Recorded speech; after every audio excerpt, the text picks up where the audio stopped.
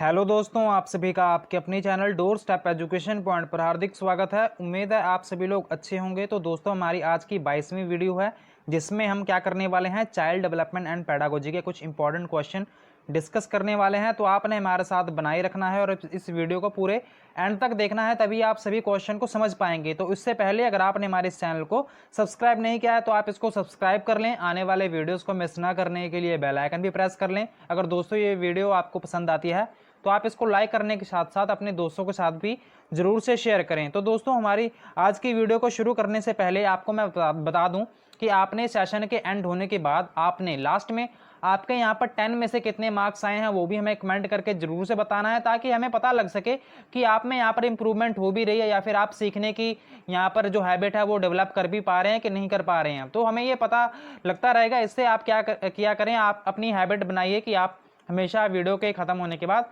Comment जरूर से किया करें। तो चलिए शुरू करते हैं हमारे आज के फर्स्ट क्वेश्चन से। तो पढ़ते हैं इसको क्या लिखा हुआ है।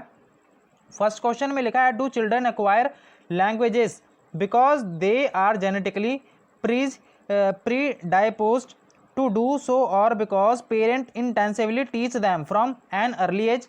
This question essential highlights. तो यहाँ पर क्या कहा जा रहा है कि क्या बच्चे इसलिए भाषा अर्जित करते हैं क्योंकि उनमें आनुवांशिक रूप से ऐसा करने की पूर्व प्रवृत्ति होती है, या उनके माता पिता प्रारंभिक अवस्था से ही उन्हें गहन रूप से सिखाते हैं। यह प्रश्न आवश्यक रूप से दर्शाता है। तो आपको इस क्वेश्चन को पढ़कर, अब नीचे दिए गए कथनों को पढ़कर बताना है कि जो इन्होंने बात कही है कि जब बच्चे होते हैं वो जब एक्वायर करते हैं लैंग्वेज को, क्यों करते हैं, क्योंकि वो जेनेटिकली जो होता है कि भाई वो जेनेटिक्स की वजह से कर पाते हैं या फिर उनके एनवायरनमेंट की वजह से कर पाते हैं। तो आपको नीचे दिए गए कथनों में से पढ़कर बताना है कि कौन सा जो ऑप्शन होगा वो बिल्कुल सही है। ऑप्शन नंबर फर्स्ट में लिखा है the nature and nurture debate. तो यहाँ पर ये आपको बताना है कि जो ऊपर दिया गया स्टेटमेंट है तो आपको बताना है कि एप्रोप्रिएट कथन कौन सा है। तो क्या ये नेचर नर्चर डिबेट है, या फिर the discussion on development as a multi factor ability, या फिर option number 3 whether development is a continuous process और डिसकंटिन्यूअस वन,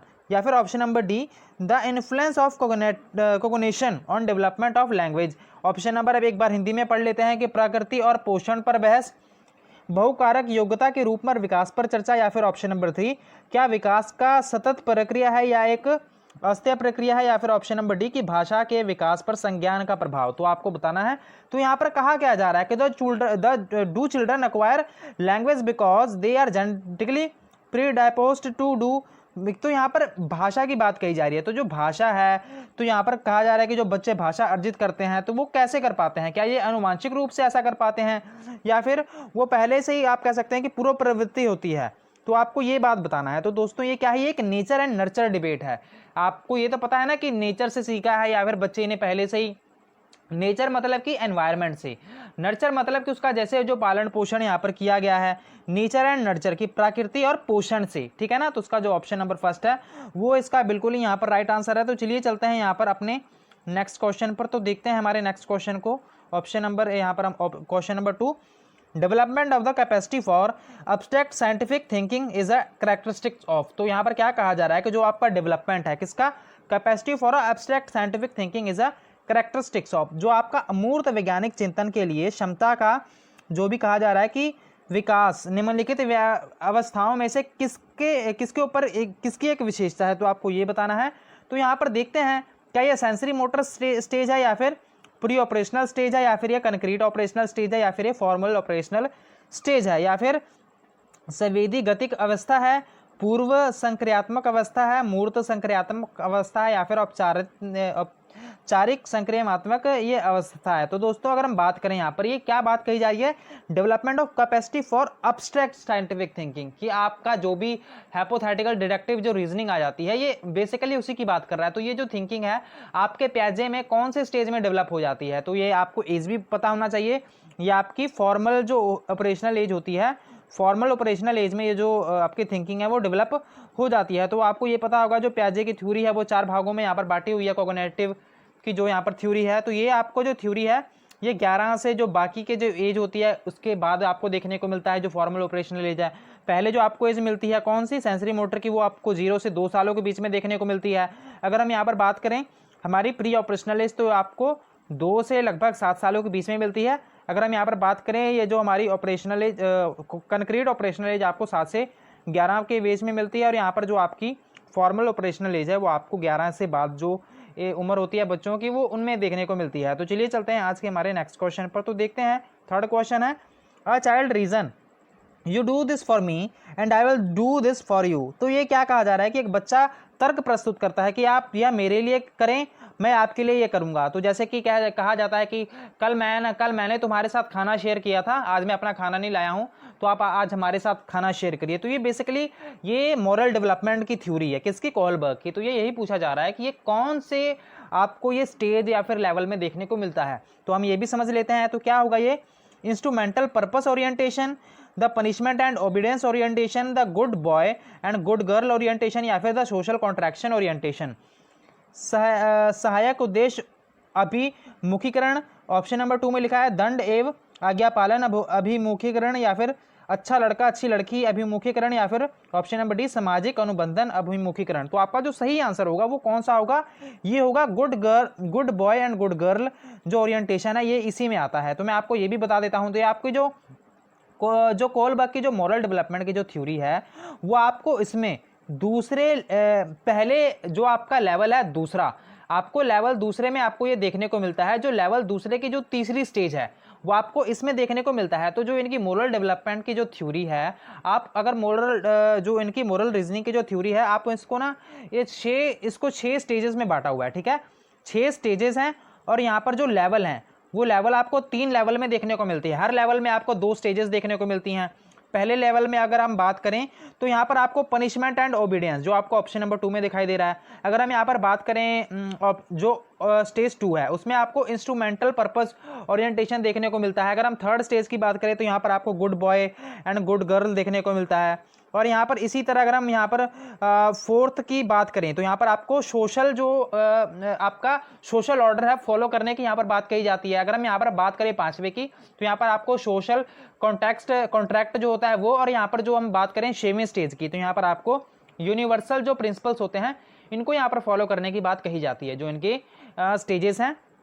तो यहाँ पर आपने समझ लिया होगा। तो इनकी जो स्टेजेस हैं, अगर हम लेवल की बात करें तो इसको 3 लेवल में यहाँ पर बांटा हुआ है। कि इनकी जो भी थ्योरी है, फर्स्ट है आपकी प्री कन्वेंशनल, बाद में है आपकी कन्वेंशनल, और यहाँ पर जो आपकी थर्ड है उसको हम बांटते हैं पोस्ट कन्वेंशनल में। तो आप ये समझ गए होंगे, हर लेवल में यहाँ पर आपको 2 स्टेजेस देखने को मिलती हैं। तो चलिए चलते हैं आज के हमारे नेक्स्ट क्वेश्चन पर, जो कि हमारा आज का 4th क्वेश्चन है।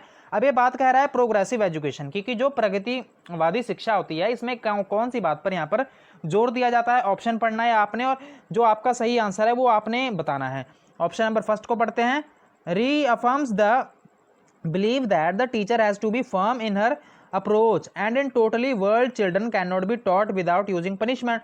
कि इस बात पर विश्वास करती है कि शिक्षक को अपने उपागम में दृढ़ रहना है और वर्तमान समय में बिना दंड के प्रयोग किए बच्चों को पढ़ाया नहीं जा सकता। तो या ये होगा, या फिर ऑप्शन नंबर 2 होगा कि lays strong emphasis on problem solving and critical thinking, कि बच्चा जो समाधान है और आलोचनात्मक चिंतन पर अधिक बल देना चाहिए। या फिर जो ऑप्शन नंबर 3 है कि based on the principle of conditioning and enforcement, कि जो यहाँ पर अनुबंधन और पुनर्बलन के सिद्धांतों पर आधारित है। या फिर option number D is centred around text book since they are only valid source of knowledge, कि यहाँ पर पाठ्य पुस्तकों पर आधारित है क्योंकि वे ज्ञान पर एकमात्र ऐसा वैध सोर्स है। तो यहाँ पर अगर हम दोस्तों बात करें प्रोग्रेसिव एजुकेशन की, तो प्रोग्रेसिव एजुकेशन में मेनली बात क्या होती है, बच्चा एक्टिवली यहाँ पर कुछ चीज़ों को सीखता है, उसकी क्रिटिकल थिंकिंग डेवलप करने की बात कही जाती है, प्रॉब्लम सॉल्विंग की बात कही जाती है, बच्चा नॉलेज को खुद क्रिएट करेगा ये बात कही जाती है। तो दोस्तों इस हिसाब से जो आपका सही आंसर बना वो ऑप्शन नंबर 2 है, वो बिल्कुल ही राइट आंसर है। तो प्रोग्रेसिव एजुकेशन में मेनली क्या किया जाता है कि बच्चे को यहाँ पर एक्टिवली,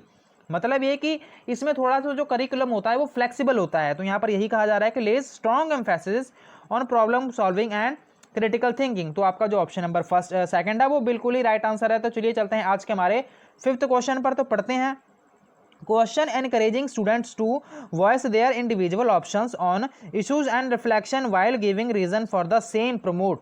क्या कहा जा रहा है कि विभिन्न मुद्दों और विमर्शों पर उनके लिए कारण प्रस्तुत करते हुए बच्चों को अपनी व्यक्तिगत राय को व्यक्त करने के लिए प्रोत्साहन करने वाले प्रश्न किसको बढ़ावा देते हैं। कि question encouraging students to voice their individual opinion on issues and reflection while giving reason for the same promote. तो ये बात कही जा रही है, क्या ये कन्वर्जेंट थिंकिंग होगा, हिंदी में इसको अभिसारी चिंतन, रिकॉल फॉर इन्फॉर्मेशन, जानकारी का पूर्ण स्मरण, या फिर ऑप्शन नंबर 3 कि जो भी आपका स्टैंडर्डाइज असेसमेंट ऑफ चिल्ड्रन, या फिर बच्चों का मान्यकृत आकलन, या फिर ऑप्शन नंबर डी की एनालिटिकल एंड क्रिटिकल थिंकिंग की विश्लेषणात्मक और आलोचनात्मक चिंतन। तो दोस्तों यहाँ पर पूछा क्या जा रहा है कि जो भी आपके क्वेश्चन है, एनकरेजिंग स्टूडेंट्स कि जो बच्चों का प्रमोट करते हैं किस बात के लिए, कि जो भी उनका इंडिविजुअल ओपिनियन है किस पर, किसी भी इशू पर, वो रिफ्लेक्शन है, ठीक है ना। तो ये क्या है, ये किस बात पर प्रमोट करते हैं। तो दोस्तों ये क्या है आपका, जो आपका एनालिटिकल एंड जो आपका क्रिटिकल थिंकिंग है, आपका ऑप्शन नंबर जो डी है वो बिल्कुल ही यहाँ पर सही आंसर है कि विश्लेषणात्मक और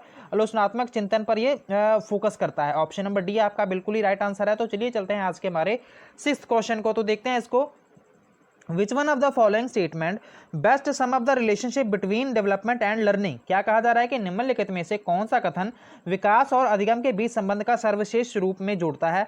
तो क्या ये learning and development are synonymous terms हैं, तो जो अधिगम और जो विकास है वो समानार्थक शब्द हैं, या फिर ऑप्शन नंबर 2 होगा कि learning and development are interrelated in a complex manner, कि जो अधिगम और जो विकास है एक जटिल तरीके से अंत संबंधित है, या फिर ऑप्शन नंबर 3 कि development is independent of learning, कि जो विकास है अधिगम से स्वतंत्र है, या फिर ऑप्शन नंबर डी की लर्निंग ट्रेल्स बिहाइंड डेवलपमेंट, कि जो अधिगम है विकास के पीछे रहता है। तो आपको बताना है कौन सा ऑप्शन बिल्कुल ही राइट आंसर है। तो दोस्तों अगर हम यहाँ पर बात करें कि जो आपका यहाँ पर राइट आंसर है वो होगा ऑप्शन नंबर 2। ऑप्शन नंबर 2 में यहाँ पर वैसे कहा क्या जा रहा है कि जो आपका लर्निंग एंड डेवलपमेंट है ये क्या है, ये एक दूसरे से क्या बने हुए हैं कि इंटररिलेटेड है कम्प्लेक्स मैनर में। क्वेश्चन में भी तो यही पूछा जा रहा है ना कि नीचे दिए गए हुए कथनों को आपको पढ़ना है और बताना है कि कौन सा जो कथन है वो डेवलपमेंट एंड लर्निंग को अच्छे ढंग से आपको रिलेशनशिप दर्शाता है। तो ये बिल्कुल ही सही आंसर है कि लर्निंग एंड डेवलपमेंट है वो एक दूसरे से संबंधित है कॉम्प्लेक्स मैनर में। तो ये ऑप्शन आपका बिल्कुल ही राइट आंसर है। तो चलिए चलते हैं आज के हमारे 7th क्वेश्चन पर। तो देखते हैं विच one of this is not a principle of development. तो आपको ये बताना है नीचे दिए गए कथनों को पढ़कर कि ये जो हम कथन पढ़ रहे हैं कि कौन सा जो प्रिंसिपल है डेवलपमेंट का वो नहीं है, इनमें से कौन सा विकास का एक सिद्धांत नहीं है। Development is a life long process, की जो डेवलपमेंट है वो सारी उम्र ही चलता रहता है। इन्होंने ये बात रखना है कि 3 जो कथन होंगे वो डेवलपमेंट के प्रिंसिपल होंगे, एक कथन होगा जो डेवलपमेंट का प्रिंसिपल नहीं होगा, जो सिद्धांत होगा वो नहीं होगा। ऑप्शन नंबर फर्स्ट में तो कहा गया है कि डेवलपमेंट क्या है, लाइफ लॉन्ग प्रोसेस है। ऑप्शन नंबर 2 में कहा गया है कि development is influenced by both heredity and environment, कि जो आपका विकास है वो प्रभावित होता है वंशानुक्रमत और पर्यावरण दोनों से ही प्रभावित होता है। या फिर ऑप्शन नंबर 3 कि डेवलपमेंट इज अ मॉडिफिएबल, कि विकास है ये संशोधन योग्य होता है। या फिर ऑप्शन नंबर डी की development is governed and determined by culture alone, कि विकास केवल संस्कृति के शासित और निर्धारित होता है। तो दोस्तों यहाँ का जो ऑप्शन नंबर डी है वो बिल्कुल ही राइट आंसर है। क्यों? क्योंकि जो आपके ऑप्शन नंबर 1, 2 और 3 ये तीनों क्या है, प्रिंसिपल हैं, कि जो आपका डेवलपमेंट है लाइफ लॉन्ग प्रोसेस भी है, development both heredity and environment से प्रभावित भी होता है, डेवलपमेंट मॉडिफिएबल भी है। अगर हम यहाँ पर ऑप्शन नंबर डी की बात करें तो सिर्फ ये कल्चर सिर्फ अकेला थोड़ी है कि जिसके कारण जो आपका डेवलपमेंट है वो यहाँ पर निर्धारित होता है। तो जो ऑप्शन नंबर आपका डी है वो प्रिंसिपल नहीं है। तो इस हिसाब से जो आपका ऑप्शन नंबर डी है वो बिल्कुल ही राइट आंसर है। तो चलिए चलते हैं आज के हमारे नेक्स्ट क्वेश्चन पर। तो देखते हैं 8th क्वेश्चन है हमारा, अ की feature of a child centred classroom is that. क्या कहा जा रहा है कि बाल केंद्रित कक्षा में एक प्रमुख विशेषता है कि there is a coercive and psychological control of the teacher who determine the learning trajectory and the behaviour of a children, कि शिक्षक के द्वारा बल प्रयोग और मनोवैज्ञानिक नियंत्रण होता है जो अधिगम पथ और बच्चों के व्यवहार को निर्धारित करता है। या फिर ऑप्शन नंबर 2 होगा कि the teacher lays down uniform ways of behaviour for a children and gives them appropriate rewards when they do the same, कि टीचर क्या करता है कि शिक्षक बच्चों के लिए व्यवहार के समरूप तरीकों को निर्धारित करता है और जब वे उसका पालन करते हैं तो उन्हें उपयुक्त पुरस्कार देता है। या फिर ऑप्शन नंबर 3 कि the teacher role is to present the knowledge to be learn and the assess the student on standards parameter, कि यहाँ पर क्या कहा जा रहा है कि जो भी यहाँ पर शिक्षक की भूमिका ज्ञान को सिखाने के लिए उसे प्रस्तुत करना है तथा शिक्षार्थियों का मानक मापदंडों पर आकलन करना होता है। या फिर ऑप्शन नंबर डी कि the student with the teachers guidelines are made responsible for the construction their on understanding, कि जो शिक्षक के मार्गदर्शन से जो शिक्षार्थियों को अपने स्वयं की समझ को निर्माण करने के लिए उत्तरदायी बनाया जाता है। तो जो आपका ऑप्शन नंबर डी है वो यहाँ पर बिल्कुल ही राइट आंसर है। तो यहाँ पर क्या कहा जा रहा है कि जो स्टूडेंट होंगे with the teacher guidelines made responsible of the construction their on understanding, तो जो आपका ऑप्शन नंबर डी है वो यहाँ पर बिल्कुल ही राइट आंसर है। तो चलिए चलते हैं आज के हमारे नेक्स्ट क्वेश्चन पर। तो देखते हैं कि यहाँ पर which one of the following statement is most appropriate about intelligency. तो इंटेलिजेंसी का ये हमारा क्वेश्चन है। क्या पूछा जा रहा है कि बुद्धि के बारे में निम्नलिखित में से कौन सा कथन सर्वाधिक उपयुक्त है। तो क्या intelligency is ability to do well in school, कि इंटेलिजेंसी एक ऐसी एबिलिटी है जिसके कारण आप स्कूल में अच्छा कर पाते हैं। या फिर option number 2, intelligency is a multi dimensional having several aspect to it, कि जो बुद्धि है बहुआयामी है और इसमें बहुत सारे जो कथन पहलू हैं वो निहित होते हैं। या फिर ऑप्शन नंबर 3, कि intelligency can be reliably determined only by administrating standardise IQ test, कि जो यहाँ पर बुद्धि को केवल मान्यकृत बुद्धि लब्धि परीक्षणों के आयोजन के द्वारा विश्वसनीय रूप से निर्धारित किया जाता है। या फिर ऑप्शन नंबर डी, की intelligency is a fundamentally neurological functioning for the, क्या कहा जा रहा है कि for example speed of processing sensory and discrimination, की जो बुद्धि है मूलभूत रूप से स्नायु तंत्र संबंधी कार्य प्रणाली के उदाहरण प्रक्रमण का गति संवेदी विभेद आदि। तो आपको ये बताना है कि यहाँ पर जो आपका ऑप्शन है कौन सा यहाँ पर बिल्कुल सही आंसर है। तो देखते हैं। सो यहाँ पर जो आपका सही आंसर बन जाएगा वो आपका बन जाएगा ऑप्शन नंबर आपका सेकंड। यहाँ पर क्या कहा जा रहा है कि intelligence is a multi dimensional having several aspect of it, कि यहाँ पर ये बुद्धि बहुआयामी है और इसके कई पहलू निहित होते हैं। तो आपका ऑप्शन नंबर 2 इज द बिल्कुल राइट आंसर। तो चलिए चलते हैं आज के हमारे लास्ट क्वेश्चन को, इसको भी देख लेते हैं। जेंडर बायस रेफर टू, कि एक जेंडर पक्षपात डैश की ओर संकेत करता है। तो आपको ये बताना है acknowledgement of difference between boys and girls due to their psychology, कि अपने शारीरिक विज्ञान के कारण लड़कों और लड़कियों के बीच विभिन्नताओं की स्वीकृति।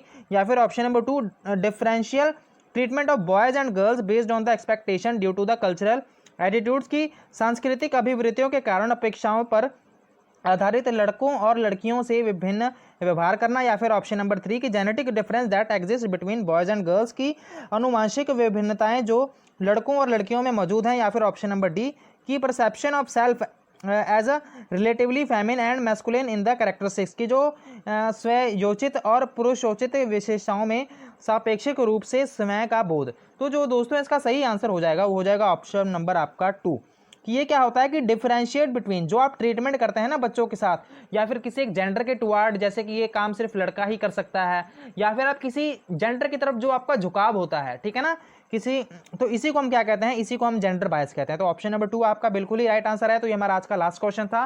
उम्मीद है आपके लिए ये सेशन बहुत ही हेल्पफुल रहा होगा। अगर आपके यहाँ पर कितने मार्क्स आए ये भी हमें कमेंट करके जरूर बताना है। अगर आपको ये सेशन हेल्पफुल लगा हो तो आप इसको लाइक कर लें, अपने दोस्तों के साथ शेयर कर लें। अगर आपने हमारे इस चैनल को सब्सक्राइब नहीं किया है तो आप इसको सब्सक्राइब भी जरूर से कर लें। Thank you so much for watching. God bless you all.